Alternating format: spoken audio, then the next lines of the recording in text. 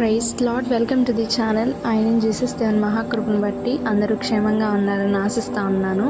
ఈ దినం దేవుని వాక్యం ఆదికాండం 30వ అధ్యాయం 6వ వచనం.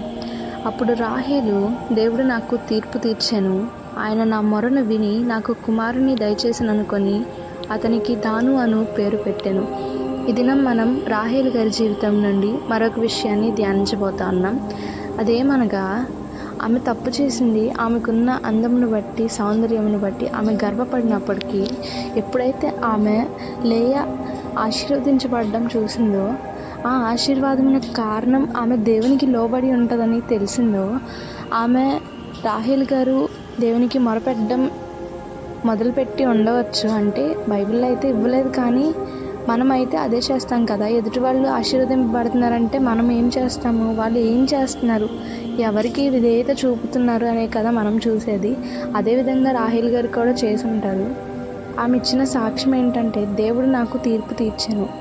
అంటే ఆమె దేవునికి మొర పెట్టింది, ఆ మొరని దేవుడు విన్నాడని కూడా ఇక్కడ సాక్ష్యం చెప్తా ఉంది. మనం ఏ విధంగా ఉన్నాం? మనకున్న గర్వాన్ని, అహంకారాన్ని తీసేసుకునే వారిగా ఉన్నామా? ఆయనకి లోబడే జీవితాలు మనకున్నాయా?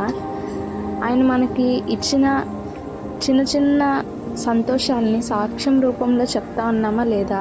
ఒకసారి మనం జ్ఞాపకం చేసుకుందాం, ప్రార్థించుకుందాం. మమ్మల్ని మిక్కిలిగా ప్రేమించిన మా ప్రియ పరలోకపు తండ్రి, దేవా, ఈ దినమందు ప్రభా నాయన మాలో ఉన్న అవిధేయతలన్నీ తొలగించండి ప్రభా. నీకు మాత్రమే సాధ్యం తండ్రి నాయన. మేమైతే ఎందుకు పాత్రలం కాదు, నీ కృపను బట్టి మాత్రమే మేము జీవిస్తూ ఉన్నాం తండ్రి నాయన.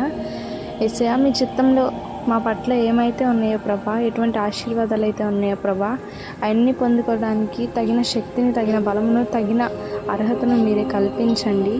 ఆ అర్హతను నీ కృప ద్వారా మాత్రమే సమస్తాన్ని సమకూడి మేలు కొరకు జరిగించండి ప్రభా. నీ నామంలో ఈ ప్రార్థన అంతా అడుగుతా ఉన్నాం తండ్రి.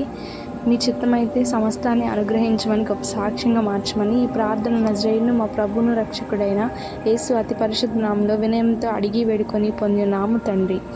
ఆమెన్. Praise Lord. దేవుడు అందరినీ ఆశీర్వదించును గాక. ఆమెన్.